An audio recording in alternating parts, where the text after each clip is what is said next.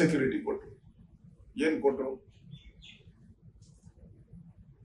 ಇದು ಧರ್ಮಸ್ಥಳದ ಮಂಜುನಾಥನನ್ನ ಅವಹೇಳನ ಮಾಡಬೇಕು, ಈ ರಾಜ್ಯದ ಜನಗಳನ್ನ ಮತಾಂತರ ಮಾಡಬೇಕು, ಮತಾಂತರದ ಒಂದು ದೊಡ್ಡ ಷಡ್ಯಂತ್ರ. ಇಲ್ಲಾಂದ್ರೆ ಅವನು ಯಾರೋ ಸಮೀರ್ ಸಾಬಿ ಎಲ್ಲಿಂದ ಬರ್ತಾನ? ಅವನಿಗೂ ಧರ್ಮಸ್ಥಳಕ್ಕೆ ಏನ್ ಸಂಬಂಧ? ಅವನು ಯಾರು ಇದನ್ನು ಕೇಳಕ್ಕೆ? ಎಲ್ಲಾದ್ರೂ ಹೋಗಿ ಈ ಸಿದ್ದರಾಮಯ್ಯನವರು ಟ್ರೂಪ್ ಇದೆಯಲ್ಲ, ಅವರ ಪ್ರಗತಿಪರ, ಯಾವ್ದಾದ್ರೂ ಈ ತರ ಬೇಕಾದಷ್ಟು ಮಸೀದಿಗಳ ಮೇಲೆ ಕಂಪ್ಲೇಂಟ್ ಬಂದಿದೆ, ಎಲ್ಲಾದ್ರೂ ಒಂದು ಮಸೀದಿ ಹೋಗಿ ಅಗ್ದಿದ್ದಾರೆ ಅವರು. ಬೇಕಾದಷ್ಟು ನೂರಾರು ರೇಪ್ ಮಾಡಿರುವಂತದ್ದು ಕೋರ್ಟ್ಗಳು ಹೋಗಿದೆ, ರೇಪ್ ಆಗಿದೆ ಅಂತ ಹೇಳ್ಬಿಟ್ಟು ಕೊಟ್ಟಿದ್ದಾರೆ, ಅರ್ಜಿ ಕೊಟ್ಟಿದ್ದಾರೆ. ಒಂದಕ್ಕೇನಾದ್ರೂ ನೀವು ಈ ತರ ಕ್ರಮ ತೆಗೆದುಕೊಂಡಿದ್ದೀರಾ? ಹಿಂದೂಗಳ ಭಾವನೆಗೆ ಈ ಸರ್ಕಾರ ಸ್ಪಂದನೆ ಮಾಡಲ್ಲ, ಹಿಂದೂಗಳನ್ನ ಟಾರ್ಗೆಟ್ ಮಾಡಬೇಕು. ಆ ಗ್ರೂಪ್ ಅಲ್ಲಿ ಸಿದ್ದರಾಮಯ್ಯನವರು, ಅವರ ಮಂತ್ರಿಮಂಡಲದ ಎಲ್ಲರೂ ಇದ್ದಾರೆ. ಕಾಟಾಚಾರಕ್ಕೆ ಡಿ ಕೆ ಶಿವಕುಮಾರ್ ಒಬ್ರು ಮಾತಾಡ್ತಾ ಇದ್ದಾರೆ ಅಷ್ಟೇ, ಅದು ವೋಟ್ ಪಾಲಿಟಿಕ್ಸ್ಗೋಸ್ಕರ. ಅದು ಬಿಟ್ರೆ ಇನ್ನೇನು ಇದರಲ್ಲಿ ಇಲ್ಲ. ನಾನು ಸರ್ಕಾರಕ್ಕೆ ನನ್ನ ಪ್ರಶ್ನೆ, ಇಷ್ಟೆಲ್ಲ ಅವಾಂತರ ಮಾಡಕ್ಕೆ ನೀವೇ ಕಾರಣ ಅಲ್ಲವೇ? SIT ರಚನೆ ಮಾಡಕ್ ಮುಂಚೆ ಒಂದ್ ಸ್ವಲ್ಪ ಕಾಮನ್ ಸೆನ್ಸ್ ಉಪಯೋಗ ಮಾಡಿ.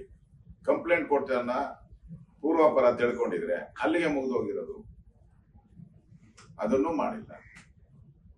ಇವತ್ತು ಇಷ್ಟೊಂದು ಪೊಲೀಸ್ ಇಲಾಖೆಯ ಅಧಿಕಾರಿಗಳನ್ನ ಈ ಕೆಲಸ ಬಿಟ್ಟು, ಅವರ ರೆಗ್ಯುಲರ್ ಕೆಲಸ ಬಿಟ್ಟು ನೀವು ಅಲ್ಲಿಗೆ ಹಾಕಿದ್ರಲ್ಲ, ಅವರ ಸಂಬಳ, ಸಾರಿಗೆ ಇವೆಲ್ಲವನ್ನ ಕೊಡೋರು ಯಾರು? ಇಲ್ಲಿ ಆಗಿರುವಂತ ಖರ್ಚು ಕೋಟ್ಯಾಂತರ ರೂಪಾಯಿ ಕರ್ನಾಟಕದ ಟ್ಯಾಕ್ಸ್ ಪೇಯರ್ಸ್ ಹಣ ಇವತ್ತು ಖರ್ಚಾಗಿದೆಯಲ್ಲ, ಅದನ್ನ ಸರ್ಕಾರ, ಇವರು ಕಾಂಗ್ರೆಸ್ ಪಾರ್ಟಿ ಬರ್ಸ್ಕೊಡ್ಬೇಕು. ಅದನ್ನ ಇಷ್ಟು ಪ್ರಶ್ನೆಗಳನ್ನ ನಾನು ಅವ್ರನ್ನ ಕೇಳ್ತಾ ಇದ್ದೀನಿ.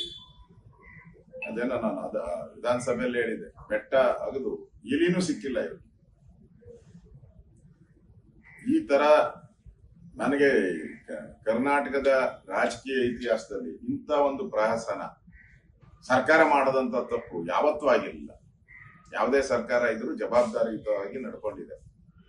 ಇವರು ಇಲ್ಲಿ ಯಾರೋ ಒಬ್ಬ ದಾರಿ ಹೋಗ ಹೇಳಿದಾನೆ ಅಂತ ಹೇಳ್ಬಿಟ್ಟು, ಅಂತ ಒಂದು ಸಾವಿರಾರು ವರ್ಷ ಇತಿಹಾಸ ಇರುವಂತ ಧರ್ಮಸ್ಥಳದ ಮೇಲೆ ಇವರೆಲ್ಲ ಆಪಾದನೆ ಮಾಡ್ತಾರೆ, ಅದಕ್ಕೊಂದು SIT ರಚನೆ ಮಾಡ್ತಾರೆ ಅಂತ ಹೇಳಿದ್ರೆ, ಇದು ಕಾಂಗ್ರೆಸ್ ಪಾರ್ಟಿ ಮಾಡಿದ ರಾಜ್ಯದ ಜನರ ಮುಂದೆ ಕ್ಷಮಾಪಣೆಯನ್ನ ಕೇಳಬೇಕು.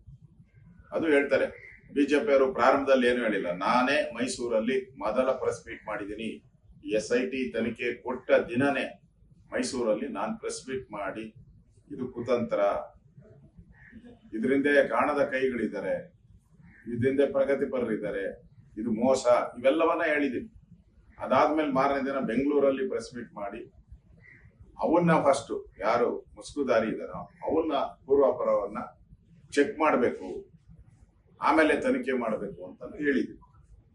ಇಷ್ಟೆಲ್ಲ ನಾವು ಹೋರಾಟ ಮಾಡಿಲ್ಲ ಅಂದ್ರೆ, ಈ ಬಿಜೆಪಿ ಏನಾದ್ರೂ ಬೀದಿಗಿಳಿದು ಹೋರಾಟ ಮಾಡಿಲ್ಲ ಅಂದ್ರೆ 100% ಎಲ್ಲೋ ಒಂದು ಪೂರ್ಣೇನೋ ಮೂಳೆಗಳನ್ನೋ ತಗೊಂಬಂದು ಊದ್ಬಿಟ್ಟು ಇದೇ ನಿಜ ಅಂತ ಪ್ರೂವ್ ಮಾಡ್ಬಿಡ್ತಾ ಇದ್ವಿ. ಯಾವಾಗ ನಾವು ಬೀದಿಗಿಳಿದು ಬಿಜೆಪಿ ಹೋರಾಟ ಮಾಡಿದ್ರು, ಅವಾಗ ವಿಧಿ ಇಲ್ಲದೆ ಇವತ್ತು ಕಾಂಗ್ರೆಸ್ ಅವರು ಇದರಲ್ಲೂ ಏನೋ ಒಂದು ಕ್ರೆಡಿಟ್ ತಗೊಬಹುದು, ನಾವು ಹಿಂದೂಗಳು ಪರವಾಗಿದ್ದೀರಿ ಅಂತ ತೋರ್ಸ್ಕೊಳಕ್ ಹೋಗ್ತಾ ಇದ್ದಾರೆ. ಆದ್ರೆ ರಾಜ್ಯದ ಜನತೆಗೆ ಸ್ಪಷ್ಟವಾಗಿ ಗೊತ್ತಿದೆ, ಇವರು ಧರ್ಮಸ್ಥಳಕ್ಕೆ ಕಾಂಗ್ರೆಸ್ ಪಾರ್ಟಿ ಮೋಸ ಮಾಡಿದೆ ಅನ್ನೋದು ಸ್ಪಷ್ಟವಾಗಿ ಅರ್ಥ. ಈಗ ನಾನು ಅಸೆಂಬ್ಲಿಯಲ್ಲಿ ಇದೆಲ್ಲ ಹೇಳಿದೆ, ಅವನಿಗೆ ಮನೆ ಕಟ್ಕೊಡ್ತೀನಿ ಅಂತ ಹೇಳಿದ್ದಾರೆ, ದುಡ್ಡು ಕೊಡ್ತೀನಿ ಅಂತ ಹೇಳಿದ್ದಾರೆ, ಅದರಿಂದ ಅವ್ನು ಬಂದಿದ್ದಾನೆ ಅಂತ ನಾನು ಅವತ್ತೇ ಹೇಳಿದೆ ಅಸೆಂಬ್ಲಿಯಲ್ಲಿ. ನಾನು ಹೇಳ್ತಾ ಇರೋದು 10 ದಿನದ ಹಿಂದೆ, ಅವತ್ತೇ ನಾನು ಅಸೆಂಬ್ಲಿಯಲ್ಲಿ ಹೇಳಿದೆ, ಧರ್ಮಸ್ಥಳ ಚರ್ಚೆ ಆದಾಗೆ ನಾನು ಹೇಳಿದ್ದೆ. ಅವಾಗಾದ್ರೂ ಸರ್ಕಾರ ಎಚ್ಚರಗೊಳ್ಬೇಕಾಯ್ತು. ಈಗ ಅವನ್ನ ಬಂಧಿಸಿದ್ದೀರ. ಪಾಪ ನನ್ಗನ್ಸ್ತೈತೆ ಒಂದ್ ರೀತಿ ಕರುಣೆ. ಇಷ್ಟ ದಿನ ಅವನು ಪಾಪ 20-30 ಜನ ಪೊಲೀಸರು ಅವನಿಗೆ ಸರ್ಪಗಾವಲ್ ತರ ಇದ್ದು, ಅವನಿಗೆ ದಿನ ಅನ್ನ, ಬಿರಿಯಾನಿ, ಏನೇನ್ ಬೇಕೋ ಎಲ್ಲ ಕೊಟ್ಕೊಂಡು ಸಾಕೊಂಡಿದ್ರು. ಈಗ ಪಾಪ ಅವನ್ ಜೈಲಿಗೆ ಕಳಿಸ್ಬಿಟ್ರಲ್ಲ ಇವರೆಲ್ಲ ಸೇರ್ಕೊಂಡು. ಲೇಟೆಸ್ಟ್ ಹಾಗೂ ಇಂಟ್ರೆಸ್ಟಿಂಗ್ ಸುದ್ದಿಗಳಿಗಾಗಿ ಬಾಸ್ ಟಿವಿ ಕನ್ನಡ ಚಾನೆಲ್ನ ಸಬ್ಸ್ಕ್ರೈಬ್ ಮಾಡಿ, ಹಾಗೆಯೇ ಬೆಲ್ ಐಕಾನ್ ಪ್ರೆಸ್ ಮಾಡಿ. ಇದರ ಜೊತೆಗೆ ಫೇಸ್ಬುಕ್, ಇನ್ಸ್ಟಾಗ್ರಾಮ್, ಎಕ್ಸ್ ನಲ್ಲೂ ಮಿಸ್ ಮಾಡದೆ ಫಾಲೋ ಮಾಡಿ.